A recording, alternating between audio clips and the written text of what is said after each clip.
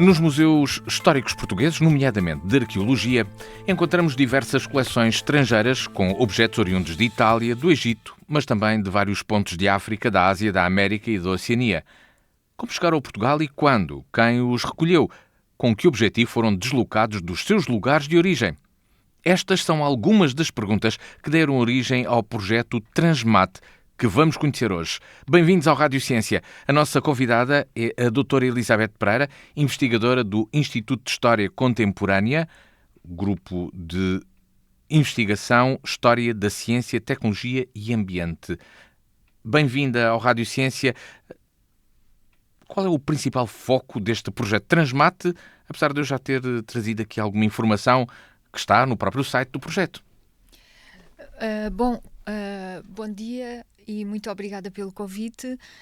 O projeto Materialidades Transnacionais, Reconstituir Coleções e Conectar Histórias pretende ser um projeto de estudo de coleções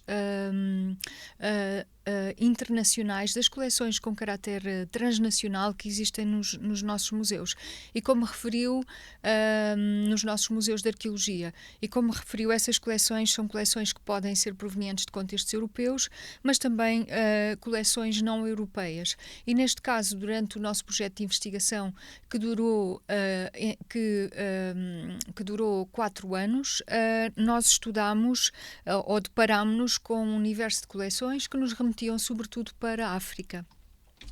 Quando nós visitamos o museu, contamos que tudo o que lá está exposto já tenha muita informação sobre a origem, o autor, mas não é bem assim, pois não?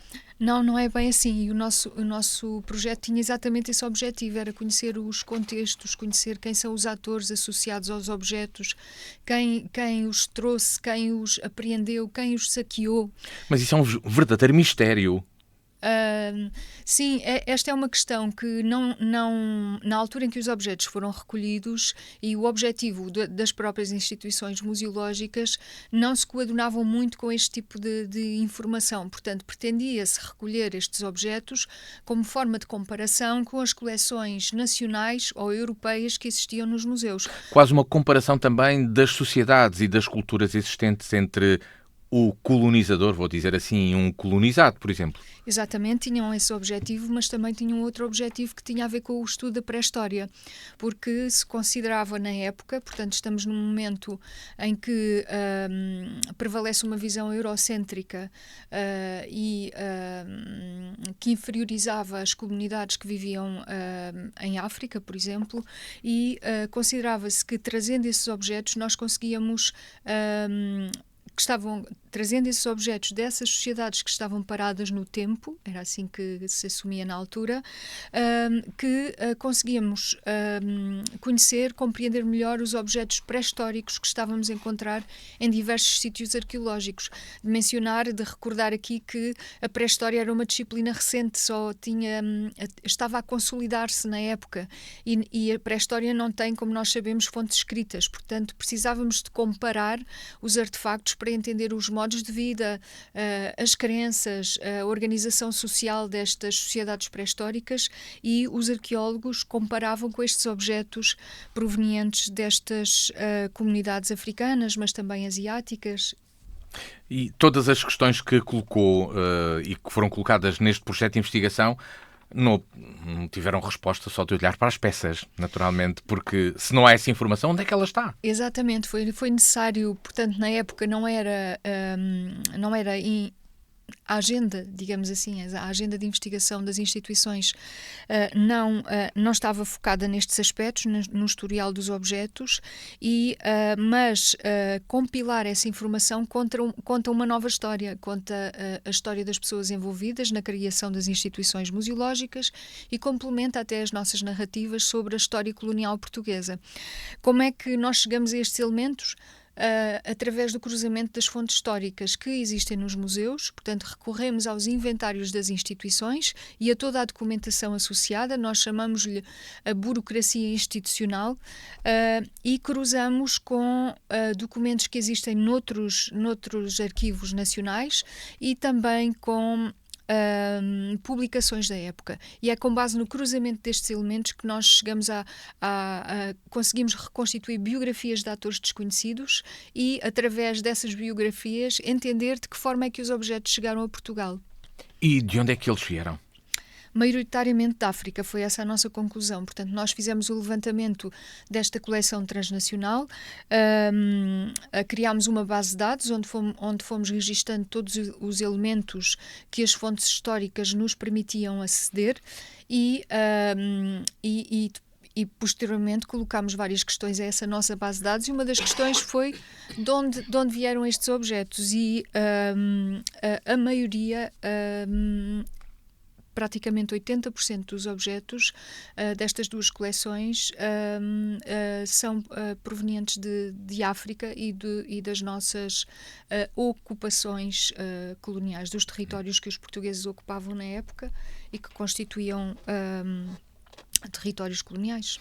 Já aqui deu a entender que há uma delimitação de observação, ou seja, são duas coleções. Que coleções são estas? Onde é que elas estão? Sim, é verdade. O projeto de investigação trabalhou com duas instituições museológicas portuguesas, criadas praticamente na mesma altura, portanto, o Museu Nacional de Arqueologia em 1893 e o Museu Municipal Santos Rocha em 1894. Um museu nacional, um museu regional, mas com a mesma filosofia, isto é, dentro das coleções nacionais ou regionais, necessitavam de uma coleção de comparação para entender precisamente as coleções pré-históricas que incorporavam na instituição. Que peças são essas que estão expostas nestes museus? São peças de arte? São peças do cotidiano? Que objetos são estes? São peças de arte africana, sim. São artefactos utilitários, mas também são artefactos de cariz espiritual e muitas armas. Uma vez que a conclusão a que chegámos foi que a maioria dos objetos foram adquiridos em contextos de campanhas que na época os militares chamavam de pacificação, mas eram campanhas de ocupação dos territórios. Portanto, perante as revoltas das comunidades locais relativamente à ocupação dos seus territórios, dos espaços onde eles viviam, os militares portugueses invadiam esses territórios e, à medida que iam conquistando novos territórios, ficavam com os espólios das aldeias por onde iam passando. Ao fim e ao cabo, troféus também dessa ação. Sim, cá constituíam... Podiam ser entendidos assim também? Em Portugal constituíam troféus de guerra. Uhum. E testemunhos da ocupação de territórios. E por isso nós temos desde cestos, desde cerâmicas utilitárias, até artefactos com uma carga espiritual que nós não temos capacidade para entender, porque tinha a ver com toda uma forma de viver daquelas comunidades. E que nós, por exemplo, chamámos a um objeto que ainda hoje é chamado no Museu Municipal Santos Rocha Deus da Guerra, mas ele na comunidade de origem ele não tinha este nome. E, portanto, o nosso projeto o que pretende é documentar estes itinerários dos objetos, os contextos em que foram recolhidos, comprados, saqueados, de que forma é que eles foram integrados nos museus e que significados é que foram assumidos ao longo do tempo. Portanto, um objeto que chega como Deus da Guerra, tentámos perceber se existiu investigação para saber se aquele objeto depois foi estudado e a equipa do museu procurou entender que designação é que o objeto tinha na comunidade de origem, o que não tem acontecido até agora e, portanto, este tem sido realmente o trabalho do Transmate, reconstituir estes contextos, ver a informação em falta e apontar direções para o futuro, para conhecer ainda mais e tornar mais ricas estas coleções nos museus. Estamos a falar também de um domínio que tem sido... ou que se tem tornado pertinente nos últimos anos, nomeadamente a existência das coleções de arte, as coleções de objetos que aqui abordámos, vindas de antigas colónias.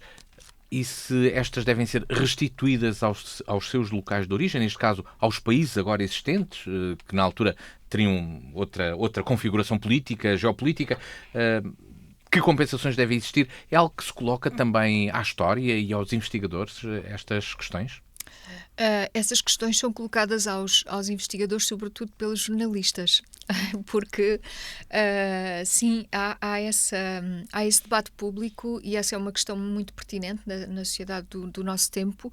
O nosso objetivo enquanto investigadores é documentar as coleções e criar condições para que quem de direito tome decisões sobre se os objetos devem ser restituídos ou não. Mas essa, devo dizer que é uma questão bastante complexa. Nós estamos num patamar de investigação muito inicial. Se nós formos até à Alemanha ou à Bélgica ou à Holanda, existem já projetos de restituição em curso e com base nos estudos efetuados por projetos como o Transmate.